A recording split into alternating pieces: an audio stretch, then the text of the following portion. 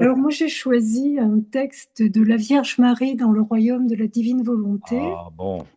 la leçon additionnelle numéro 5. En fait, il s'agit de l'épisode bien connu où la Sainte Famille est allée à Jérusalem pour célébrer Pâques et l'enfant Jésus n'est pas retrouvé ni par Marie ni par Joseph dans la caravane, n'est-ce pas? Il est perdu. Voilà. Donc, Marie et Joseph se mettent à sa recherche. Néanmoins, en dépit de toutes nos recherches, personne ne pouvait nous aider. Ma souffrance était si grande qu'elle me faisait pleurer amèrement et ouvrait à chaque instant dans mon cœur de profondes déchirures qui me faisaient vivre le martyre de la mort. Ma chère fille, si Jésus était mon fils, il était aussi mon Dieu. C'est pourquoi ma souffrance était tout entière d'un ordre divin, c'est-à-dire puissante et immense, au point de surpasser tous les autres tourments réunis. Si le divin fiat que je possédais ne m'avait pas soutenu continuellement de sa force divine, je serais morte de désespoir. Voyant que personne ne pouvait me renseigner, j'ai interrogé avec angoisse les anges qui m'entouraient. Mais dites-moi, où est mon bien-aimé Jésus? Ah, dites-lui que cela ne peut plus continuer. Ramenez-le-moi en le portant dans vos bras. Je vous en prie, mes anges, ayez pitié de mes larmes. Venez à mon aide et apportez-moi Jésus. Toutes nos recherches ayant été vaines, nous sommes retournés à Jérusalem. Après 3 jours de soupirs amers, de larmes, d'angoisse et de crainte, nous sommes entrés dans le temple. Je cherchais Jésus partout, lorsque soudain, débordante de joie, j'aperçus mon fils au milieu des docteurs de la loi. Il parlait avec tant de sagesse et de majesté que tous ceux qui l'écoutaient étaient dans l'étonnement. En le voyant, j'ai senti la vie revenir en moi. Et j'ai compris immédiatement la raison cachée de sa perte. Et maintenant, ma chère fille, un petit mot pour toi. Dans ce mystère, mon fils voulait te donner, ainsi qu'à moi, un sublime enseignement. Pourrais-tu imaginer un seul instant qu'il ignorait ce que je souffrais? Au contraire, il le savait très bien, parce que mes larmes, mes recherches, ma douleur cruelle et intense avaient leur écho dans son cœur. Néanmoins, au cours de ces heures si douloureuses, il sacrifia sa propre mère, celle qu'il aimait tant, à sa divine volonté, pour me montrer comment je devrais un jour, moi aussi, sacrifier sa vie à la divine volonté. Dans cette souffrance indicible, je ne t'ai pas oubliée, ma bien-aimée. Considérant qu'elle devait te servir d'exemple, je l'ai gardée à ta disposition pour que le moment venu, tu puisses avoir la force de tout sacrifier à la divine volonté. Je m'arrêterai là.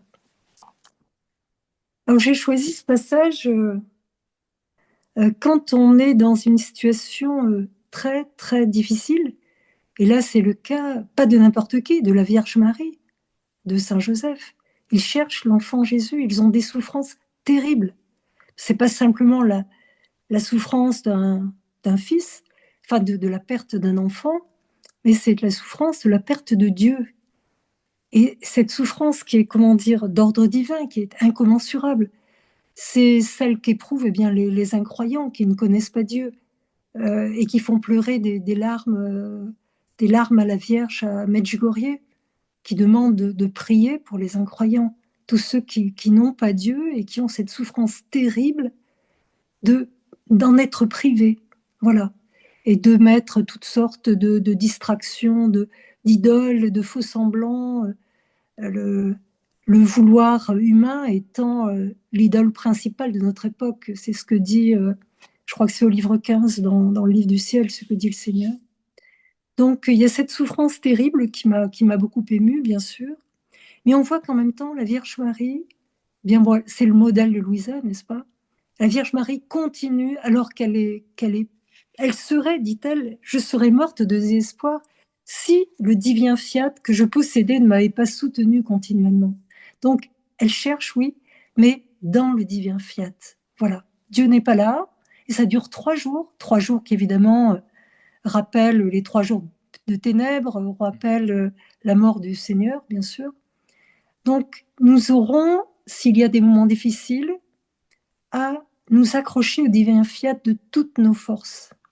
Même si on sent un vide immense, même si affectivement on la perte d'un fils, hein, sur le plan affectif, c'est ça, mais la perte d'un Dieu, c'est encore plus. Donc se raccrocher au divin fiat, c'est essentiel, c'est la leçon qui nous est donnée ici. Et ce qu'on voit aussi, c'est que il ne faut pas cesser de chercher Jésus partout. Et à ce moment-là, eh bien, c'est ce qui est dit du triomphe du cœur de Marie. Il arrivera soudainement, quand on croira tout perdu, n'est-ce pas?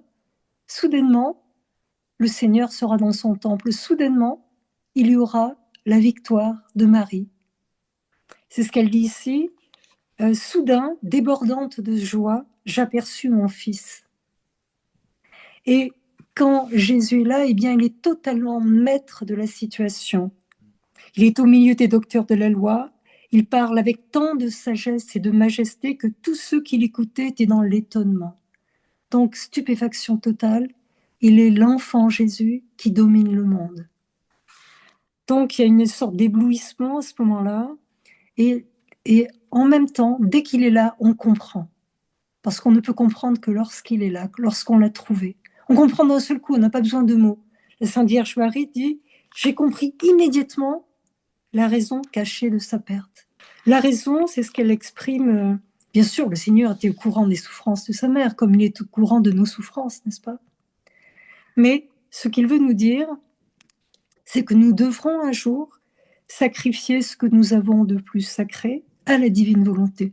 Bien sûr, au moment de notre mort, puisqu'on sait qu'au moment de notre mort, il faut prononcer un fiat. Dire oui, Seigneur, j'accepte de mourir. J'accepte la mort que tu me donnes. Mais aussi à chaque instant de notre vie, à chacun de nos actes, eh bien, il faut renoncer à quelque chose de soi-même, à sa volonté humaine, pour choisir la volonté divine. Et c'est une sorte d'entraînement pour un jour vivre totalement dans la divine volonté et atteindre ce rien dont a parlé si merveilleusement Christine. Ce rien, quand on est à ce stade-là, on peut entrer dans le tout. Et c'est à ce moment-là, c'est l'éblouissement, c'est la compréhension permanente, c'est la vie divine, quoi. Voilà, pleine, entière, dans sa plénitude, sa sainteté. Donc j'ai trouvé ce texte très beau. Et puis voilà, puisqu'en ce moment je vis, enfin dans ma vie personnelle, des choses un peu dures, je trouvais que c'était une leçon de la Vierge Marie qui pouvait toucher beaucoup, beaucoup d'âmes, et j'ai eu envie de la partager.